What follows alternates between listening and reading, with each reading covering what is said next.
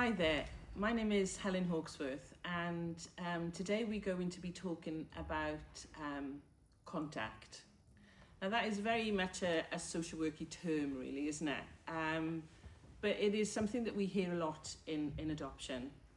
I'm going to be talking to one of the adopters from St David's today, Leanne, about that word and what it means to her, and really understanding what it means to her child, how things change over time, and ultimately what it's all about is relationships. Really grateful that you've come along and come to have a chat with us today, Leanne, because it's always so fantastic to hear from people, you know, from adopted parents and adopted young people and children about their experiences. So thank you very much for coming today. And it's lovely to see you again. I know, it's been a while, hasn't A long it? time. It's been a long time. So how long has it been coming to, So 10 years ago. Okay. 10 years ago, I found St David's on a website when I was looking to adopt on my own. I didn't know if I would be accepted into adoption. I'd just lost both parents and was in my 40s, didn't know if I would be accepted to adopt at all. And I found the website, and one of the first things I saw was a single adopter on there. Yeah. I made that call. It sounds easy. Well, I made that call. I did it online. I was a bit wimp. 10 years ago, and then 10 years ago I was approved. So that took about 5 months. Okay. And then the finding my child took a little bit longer. Yeah. There were bumpy roads. Yeah. I had to take some time out. Yeah. That. Yeah. But, there was sort of so your experience. You just needed to pause, for a bit, and then sort of come back to it when it was right for you. Yeah. So there was life things that happened, and then it was taking a little bit longer because at the time when I was looking to adopt, there weren't many children coming through the system anyway, and so But what I would say is, and I'm a real firm believer of this, is what's meant to find you will find you, and trusting in that sometimes is really hard.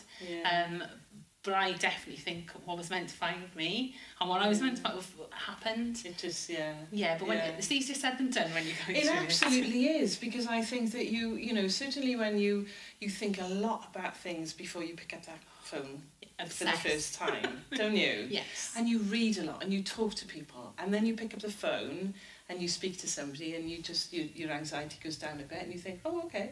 And then you get to the assessment, and then your aim is to sort of get to that first panel, the next part, the next stage. Yeah.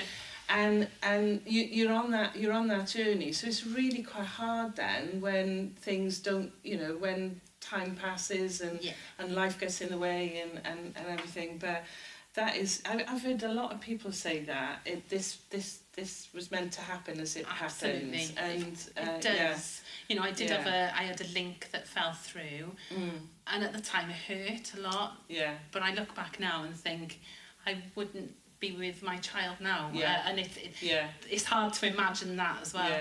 But the prep training and things, there's so much, it's so busy, and then while you're waiting can be quite a long time when you're not really in control of much at all. Just and that's your the emotions. Thing. You're not in control, are you? Not at all. And people often say, so how long is it from the time you're approved to the time you first meet your child? And we just say, well, actually, how long it's as long as it's going to be. As long as it takes. Because the important thing is getting that right. And it sounds as if absolutely. So that is it right was for you. Just under 3 years. Okay. So that's quite unusual though, isn't it? Because it is. And I think there were specifics as well. In terms of age group, I didn't want a baby. I knew that as a single adopter with my age, I felt that a baby was not going to be really the right route as such, but also I didn't think I'd be considered. It was my own head because that wasn't anybody saying to me. So I looked at older children initially, 4 to 7, and then lowered it a bit. My daughter was 3, nearly 4, but I made the decision at one point that I was done with adoption. Oh, really? So I'd made the call to St David's and said, I'm done, because I couldn't go through it emotionally anymore. However, I think it was a day or 2 later, I had a phone call to say, we don't know what to do. This has been ongoing for a couple of months. We've been waiting for a response, and we've had it. And we didn't know whether to approach you or not. And at that point, I was non-committal. And I said, I'll find out a bit more and a bit more. And yeah, a couple of months later, I was travelling to meet my daughter. Wow. Wow. And yeah, And you haven't looked back. haven't looked back, and that's where things are meant to be. They're meant to be. Meant to be. So before you met your daughter, then you had quite a lot. Your social worker came and shared quite a lot of information with you, and you met the foster carers and the Yes. medical advisor. So you had quite a lot of information, and I suppose one of the things that it'd be good to sort of find out is two things actually. When you talked about that preparation training when you first came to adoption and all that reading you did and all that listening to different people talking, how did you feel when birth family was talked about, and where those ongoing relationships with some birth family members, how did that feel for you initially? I remember this very Yeah. vividly about my training, summer prep training. There were others in my group that were quite shocked to find out where the children had come from, the backgrounds. I wasn't, No. because it was something I was really aware of. But I remember talking about contact and letterbox contact. And if I'm being absolutely brutally honest at this point, I talked about it. I said, yeah, that's fine. Yeah. Agree to it. I didn't even want to think about it. Yeah. If I'm honest, there was part of me that wanted the birth family to disappear. Yeah. By the time in my head she reached about 16 and reached out for family. Yeah. A really strong, I don't really want to think about this. Yeah.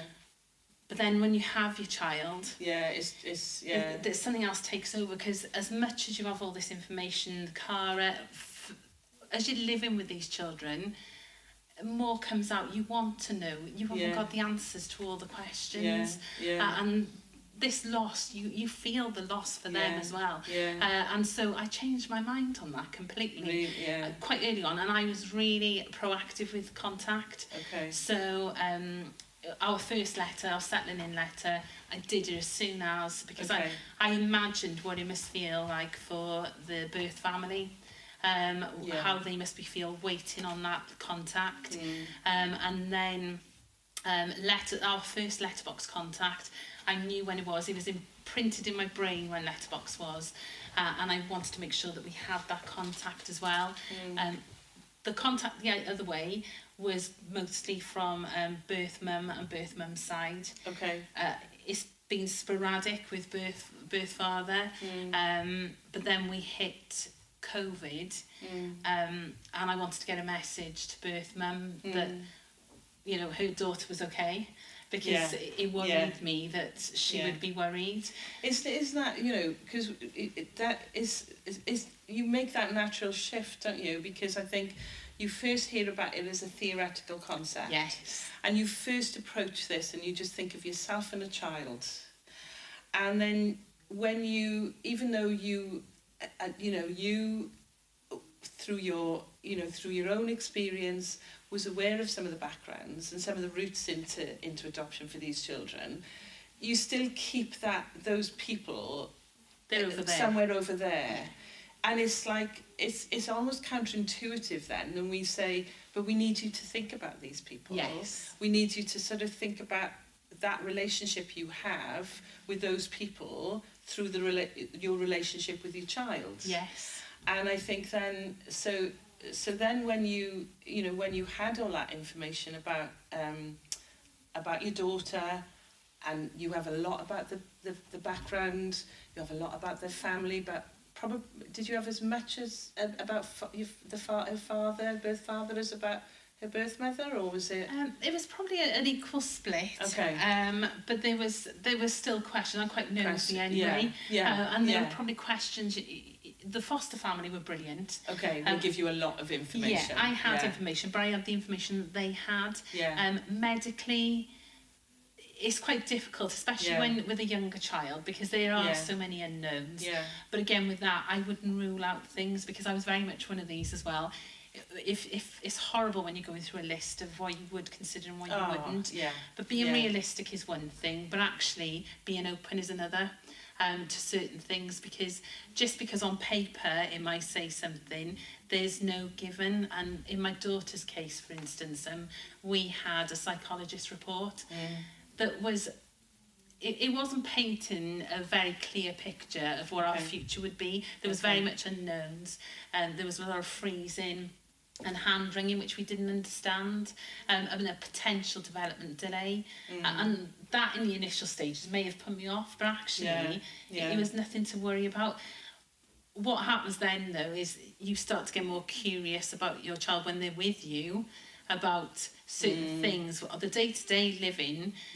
I used to go back to the car quite a lot. Did you? I used to pop back to it to say, just run through, because as with all parenting, when sometimes you're not going through a great time, you're trying to work out, is this a phase that my child is going through, or is this something else that's going on? I'm better with that now, I'm much better, because I normally start at, is there a reason for this behaviour? And then, if I can't see anything obvious, right, this is normal childhood behaviour. And I start at that point. But it's really difficult because you go back to the car and sometimes the answers aren't there, or you might think of another answer or another question that you want to ask. I think so many people, so many adopters, well, and foster carers actually, but so many adopters have said, we wished we'd known more. Yes. We'd wished we'd known this when my child first came to live with me. We wished we'd known that about her brother or sister, or things like that. But you know what you've done is done that. I wonder, you've done that curious thing, haven't you? Yes. I wonder if this is because, I wonder if this behaviour, what I'm seeing, is because of this. And you've sort of worked it out, and you've worked it out in an amazing way actually, because you've done that sort of empathic parenting, haven't you? Because if you you know, I think I always say to sort of people, if you think that a child is behaving in a way that they're doing to sort of get at you, to sort of push your buttons and stuff, then your reaction is going to be very different than if you think, well actually I wonder if they behave in this way because of something that happened at this point in her life, which has prompted this kind of attachment behaviour, because that's what it's about, and isn't it absolutely is. You know, we started looking at the trauma side of things, and particularly when she hit 7, 7 to 8, we went through a really difficult period, and St David's were brilliant there, because I just made a phone call and I said, we are really going through a tough time. I don't know what's going on here, and whereas you will always have a support plan in place, but sometimes it's not as easy to access that. Really quickly, an appointment was made with me, and this was a defining moment in our relationship. It was with a psychologist. It was virtual. It was nothing to do with my daughter. It was just me.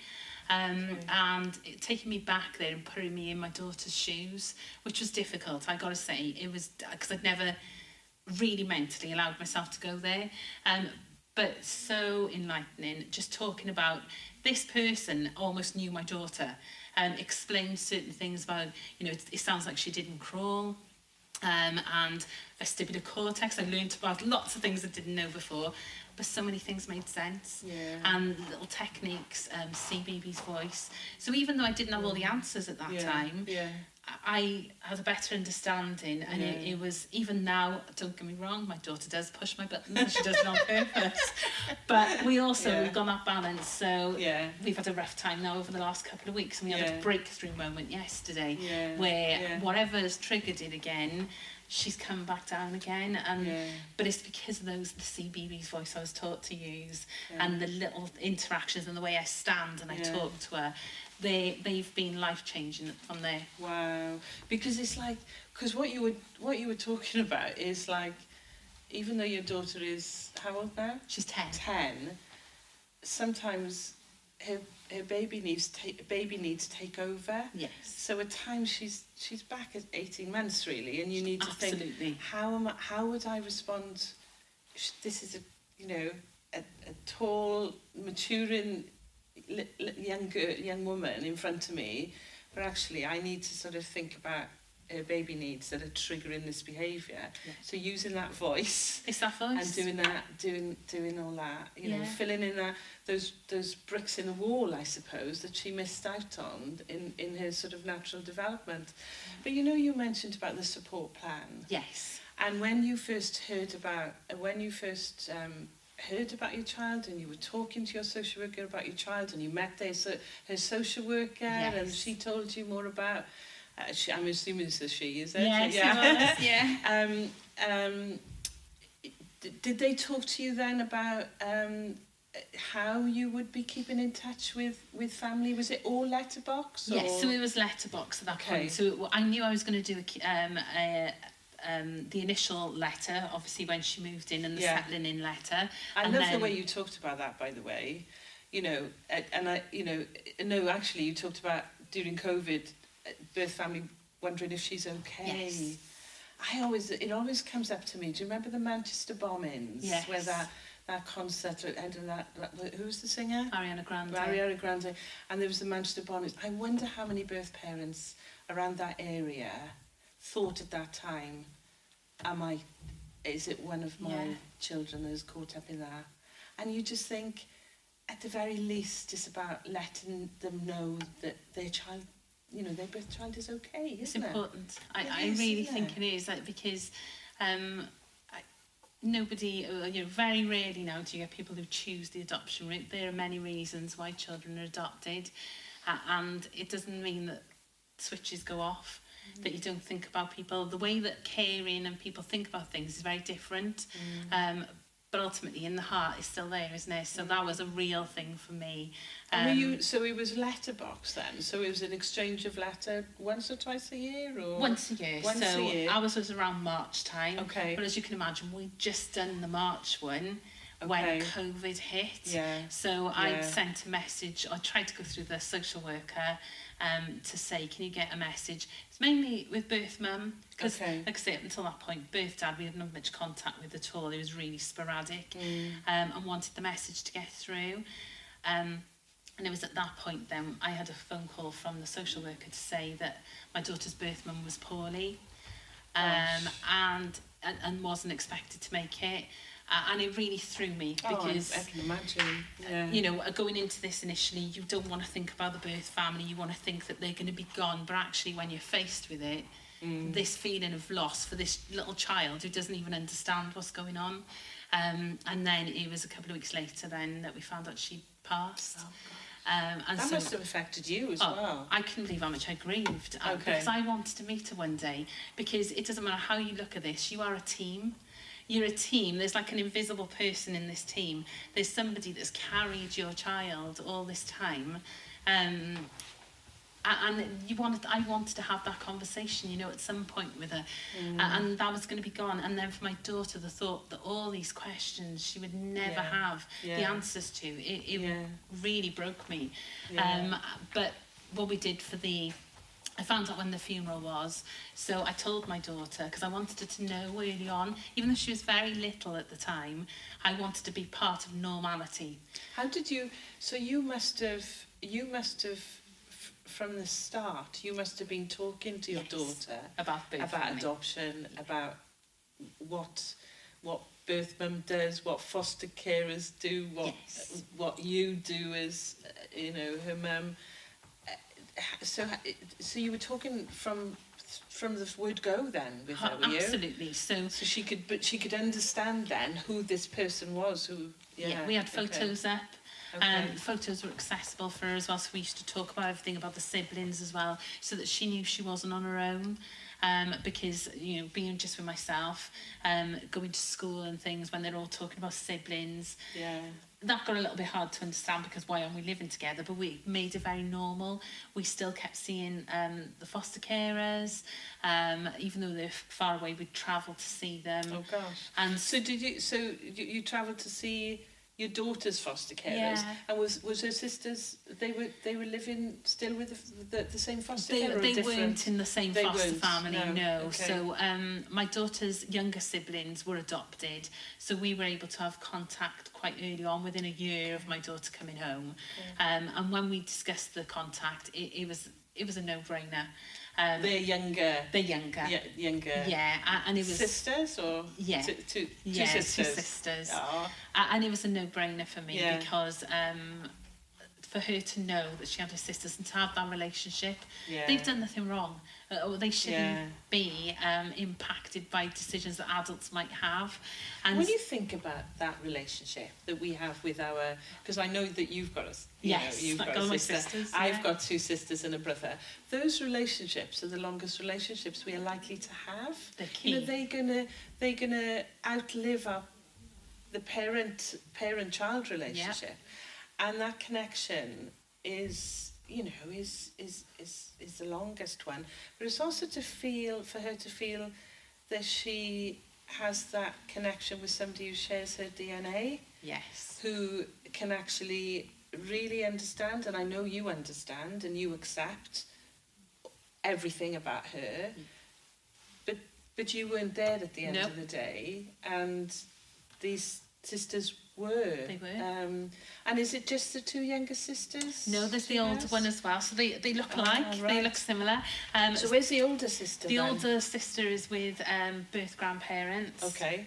So Okay. maternal grandparents, I should say. Yeah. So and then there's 2 other siblings, but there's no contact there. So Are they on the paternal side. Okay. So there was just contact with younger siblings initially, and because we were able to do that because they've been adopted. Yeah. And that relationship developed. It was nice for me as well, for the parents.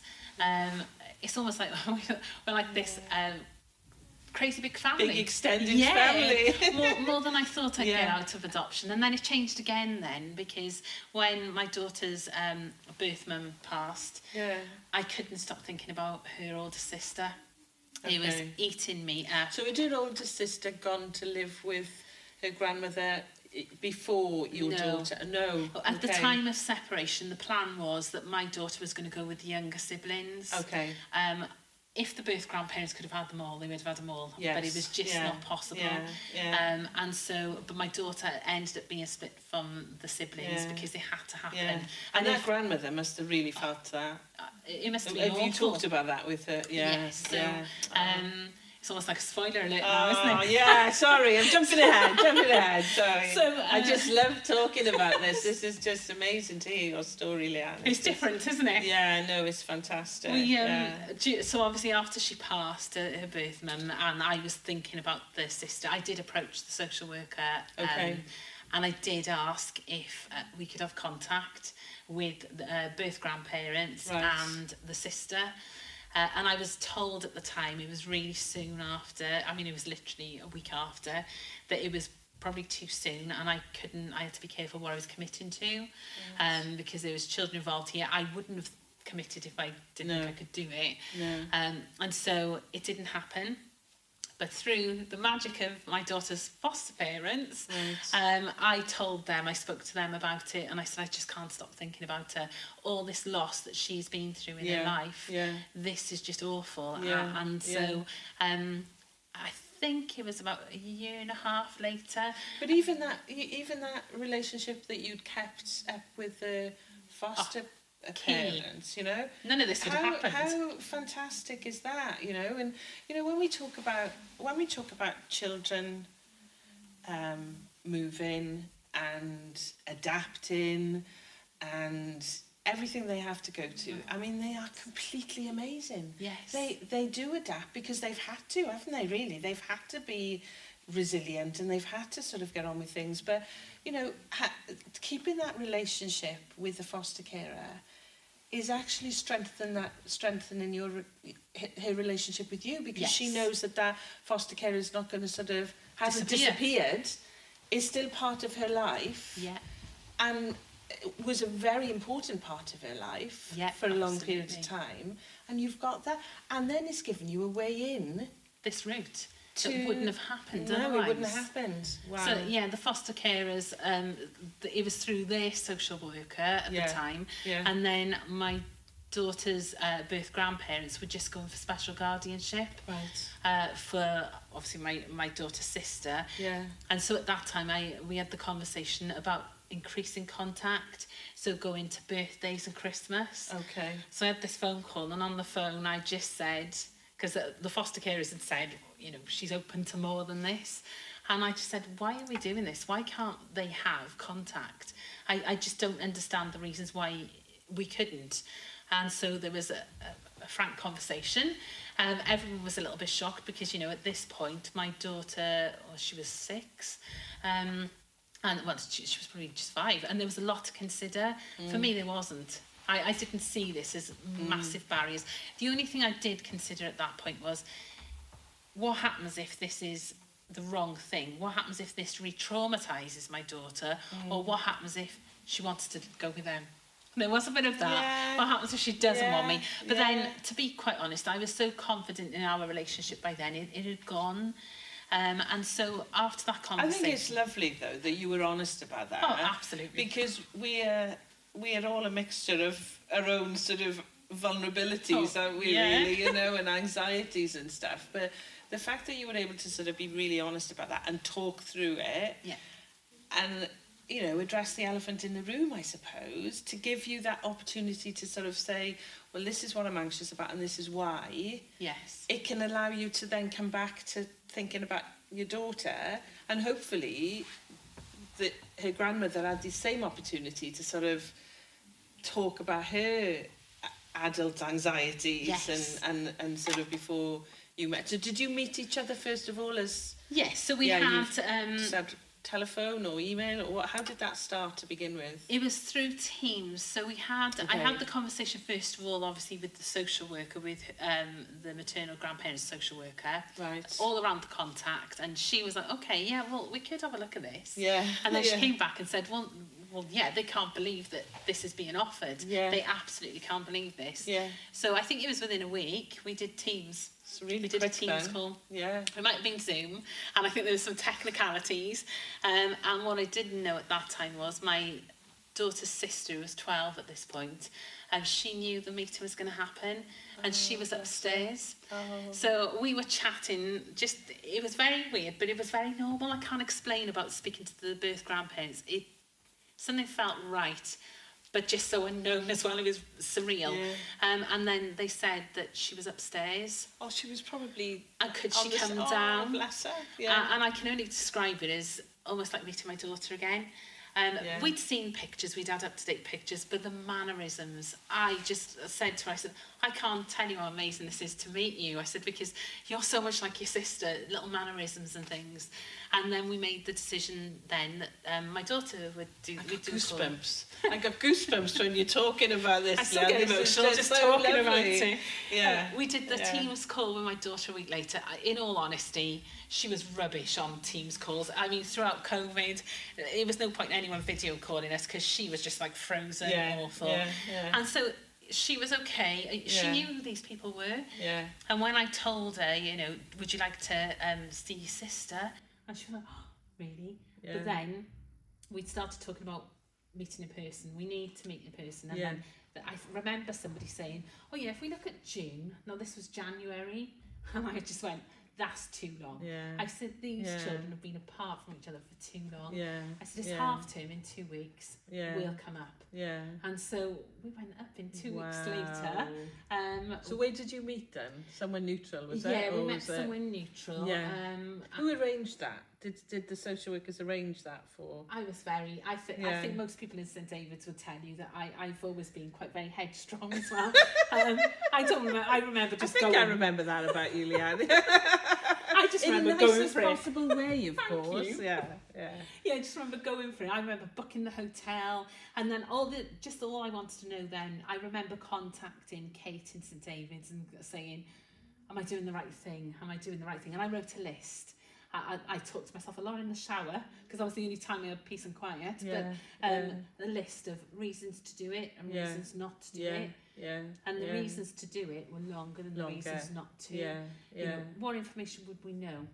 What extra things? What relationships would she Yeah, have? Because my yeah. parents were dead. Yeah, She had no Yeah. grandparents. yeah, To deny her of that when there was an yeah, opportunity. yeah. And what were the, was amazing. you know, what we always talk about, you know, obviously as social workers, but you think of as well, is what could be the potential negatives, the risks? What would they be? And I think thinking them through, well, if this happened, then we do that. If that happened, then we Yes. do that. Having those sort of conversations with yourself and with St David's with Kate. Yes. You know, and if you think, well, actually these are manageable, I'm okay with that. I could do this. And if we can don't do it, what are the implications? Because I think that's what people don't always think about. They talk about the risks of contact, potential risks of contact, but they don't think about the potential risks of not having contact. Huge. And look at the richness that you have and your daughter has now in your life. That Yeah. you know, and we're going to get to that because I'm really excited to hear about how this developed, really. Right. But yeah. Yeah. So you went up in half term. We You went met in a neutral place. Yeah, and even all on the way up there, I was worried about, you know, how's she going to react to this? Is she going to be upset? Is she going to cry? Yeah. I've still got it on my phone because I decided to record it, and I'm so glad I did. There's lots of wind in the background. It was a windy day. Yeah. But we got out to the car, and she ran straight to them and hugged them. And they just hugged and they held each other.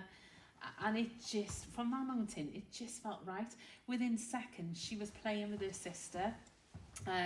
They were riding around together and playing, and it was just amazing. And where's this contact? I think we were meant to meet for, I think there was some talk about a couple of hours somewhere. I can't remember separating from them. I think it might have been that day. It's all a bit of a blur, was it? We went back to their house, and that was it from there on in. We saw them the next day, then we came home.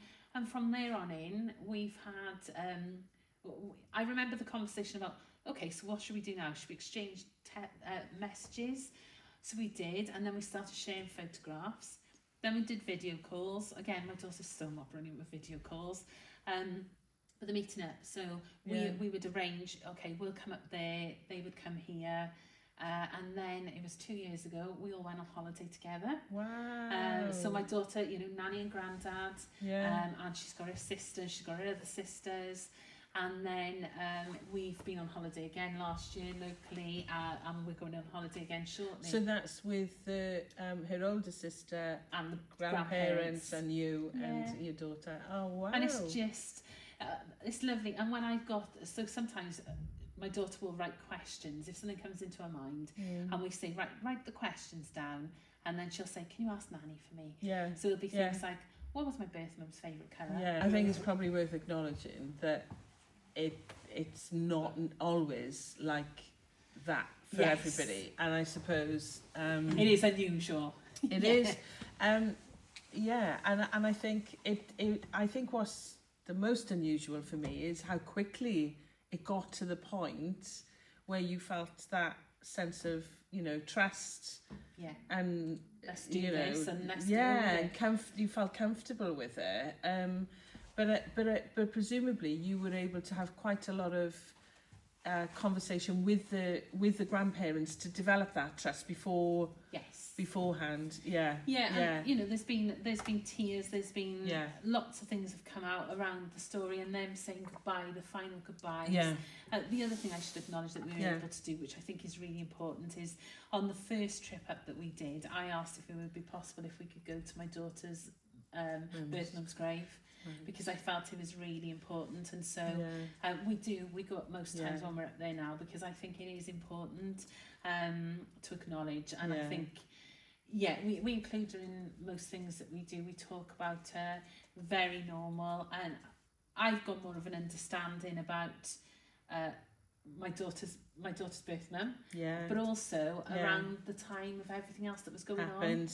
Because I think that, you know, your daughter now is bang in the middle of that part of her childhood where she's just making sense of it. Well, that's I think that's coming as well, even more so. But you know, but making sense of all this stuff, you know, and I think that doing these things, it's an event that doesn't happen in isolation. It's all the talking that you do beforehand about where we're going. Well, why is Mum in this cemetery, or why in the what happened? How did she die?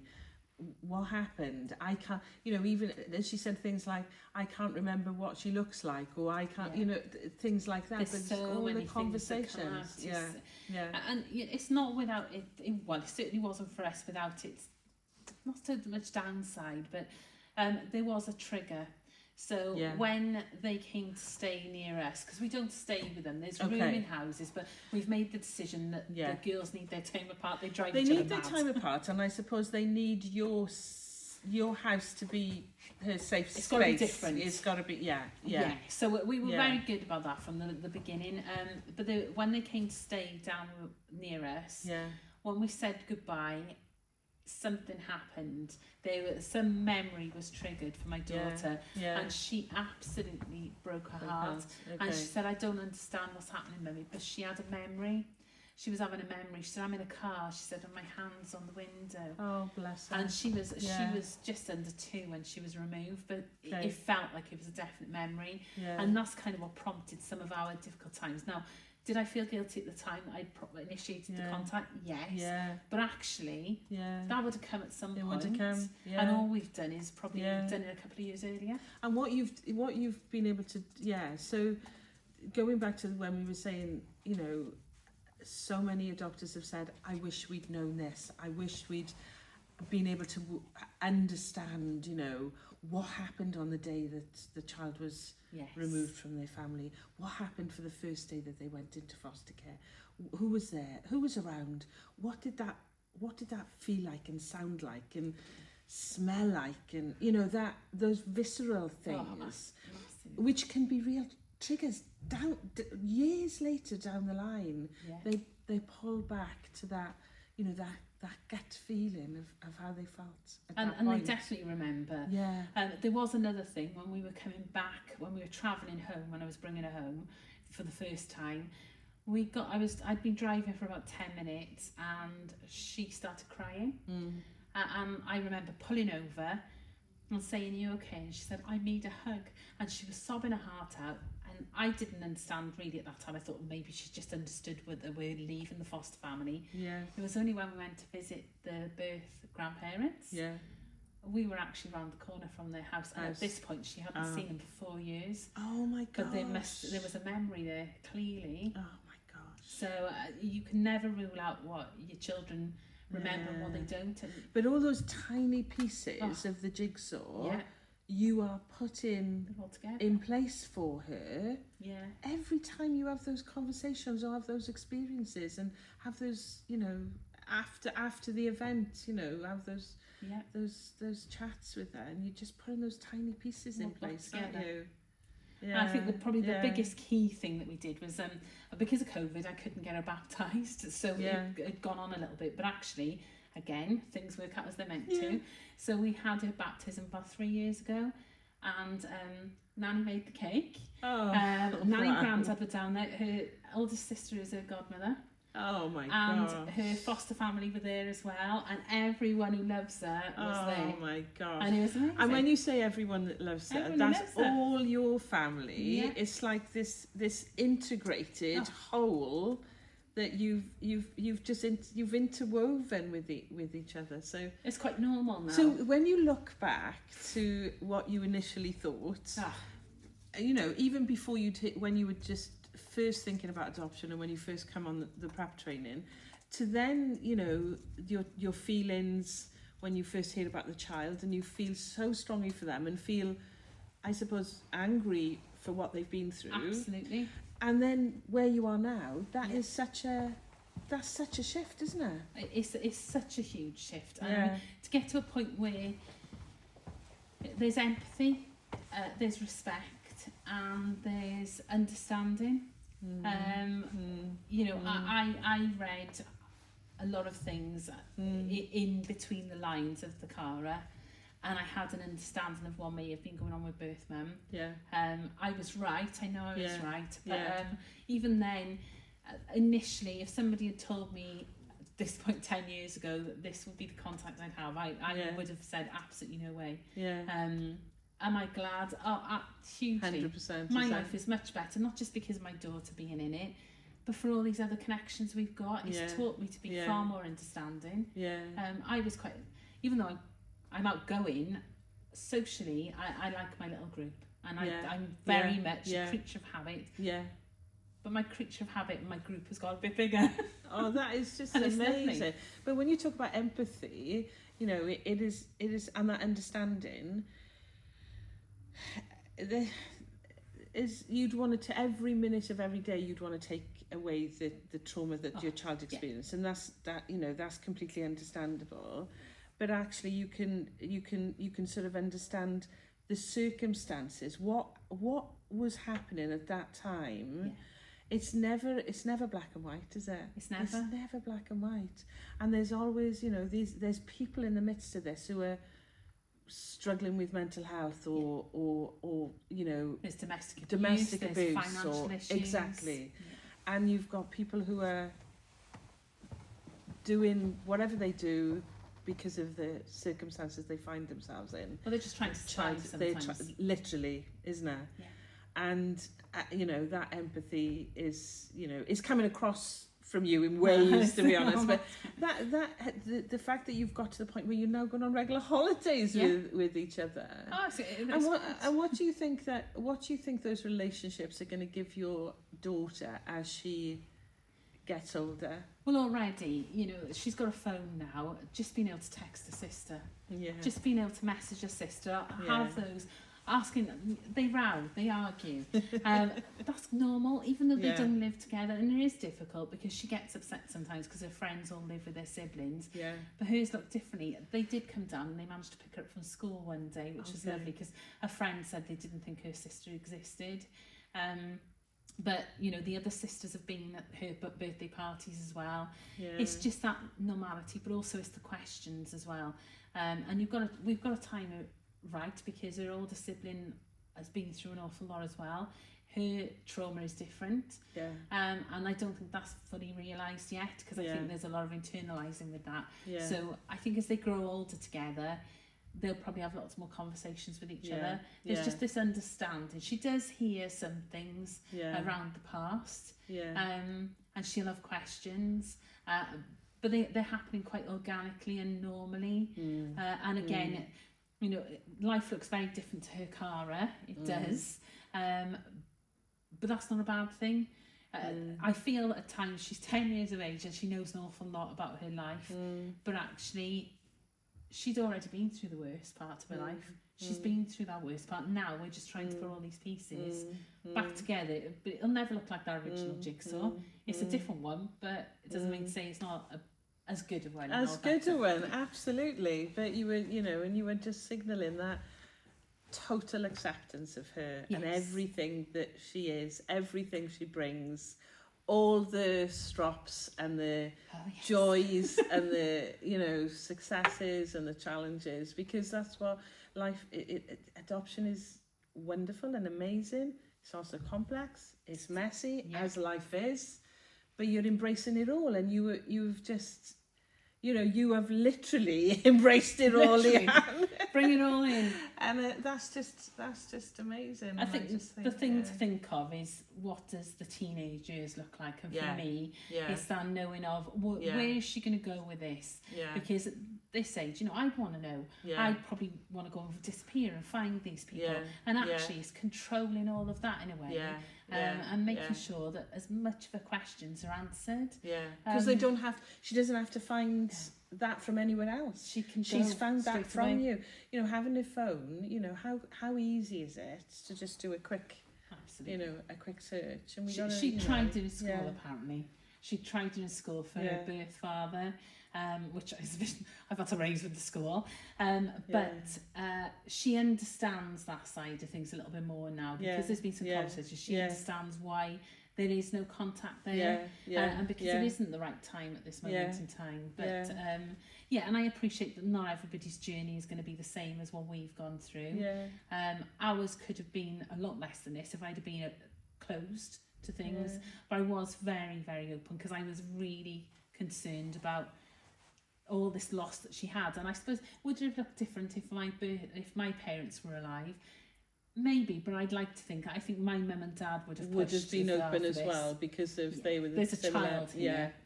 Or there's several children. but actually, that's what you said repeatedly. There's a child. We all care about her. We all love her. We all want the best for her. How are we going to achieve that? And it is about that big everybody sort of coming together, and it's that village. it is that It's the village. It village. takes a village, but you know, it is individual to everybody, isn't it? And I suppose, you know, everybody will have different experiences. There will be different challenges. There will be similar challenges, and you know, and similar joys as well. But I suppose, what would you? I guess you know, when we started this conversation, we acknowledged that things of adoption has changed. Yes. That you know, we are thinking about relationships and loss and family much more, those words, rather than that term contact. We're talking about keeping in touch with people. We're talking about continuity of relationships, which are the crux, isn't it? And I think that and how that really helps that child form that whole identity. What we've sort of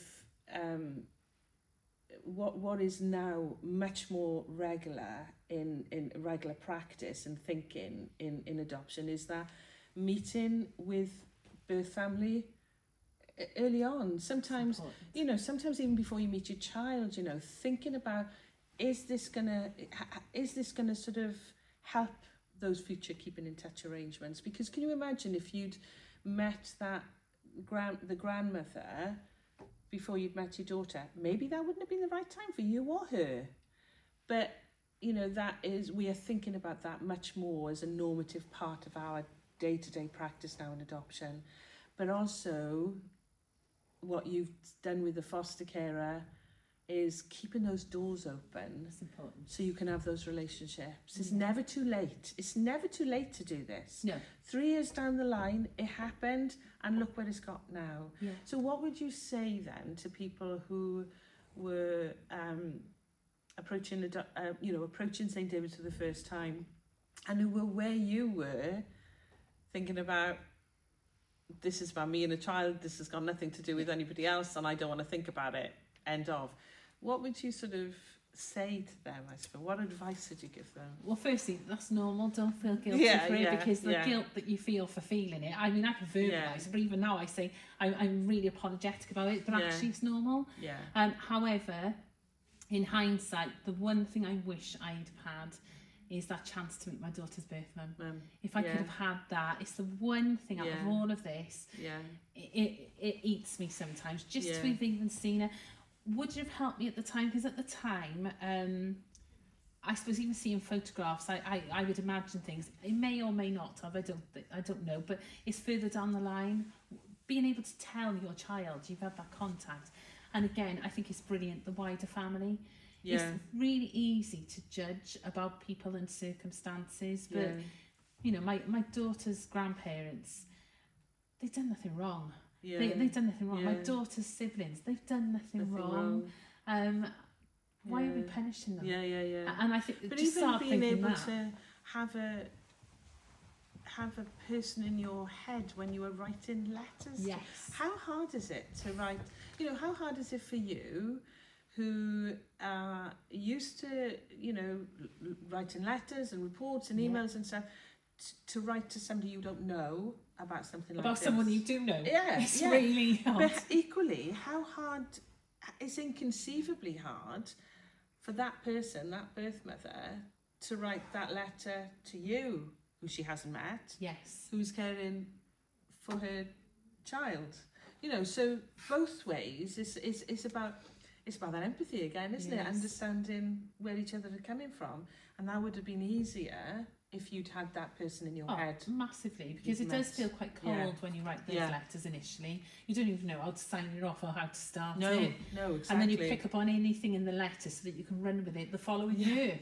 Do you still like cheese? Are you still swimming? It's really, things have moved on. Tenuous. It is. And that's what I love now, is the fact that we've gone from that to... It's all very natural. We don't really do letterbox contact now, because everyone that we need to be in contact with, we're in contact with directly, you know, we're meeting up, we're messaging, and it's lovely. It's gone on to a different level now. So you would absolutely say, if you have the opportunity, seize it. Yeah. And even actually, if you're questioning it. If you're questioning at this moment in time, it probably isn't going to feel right. Yeah. But in years to come, you will thank yourself for doing it.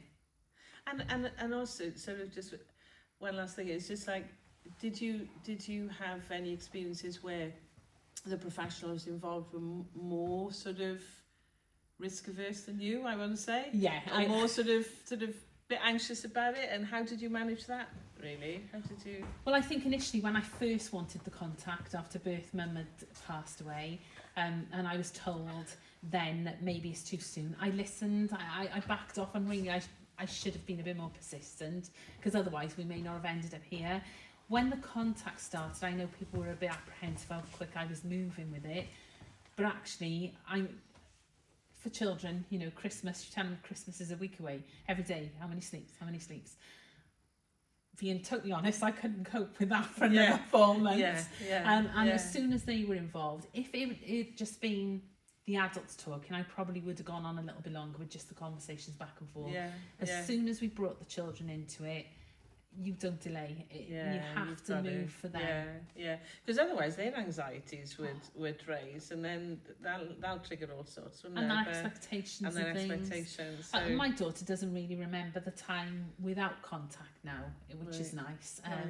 And for her sister, I mean, life was tough after birth mum died. It was tough for birth mum's mum and her daughter. And actually bringing this contact in helped. And that's why sort of, you know, that thing, going back to that word contact, is relationships. It is. Keeping in touch. I love the way you said keeping in touch. And I think, language, I don't know if you agree, but language is really important. The way we use language is really important, because you don't talk about having contact with your sister or with your, you know, with your cousin or whatever. We're talking about having a chat, or having a catch up. I'll give you a ring, having a catch up.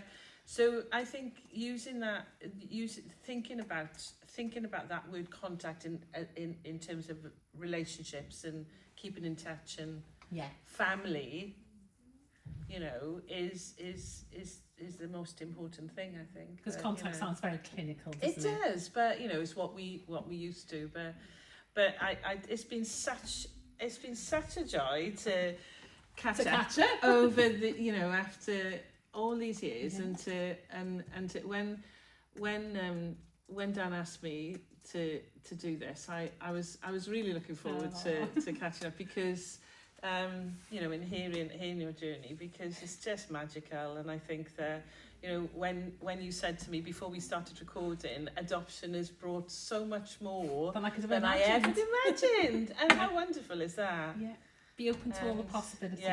Yeah, it's just brilliant. Thank you, Leanne. You're welcome. Yeah.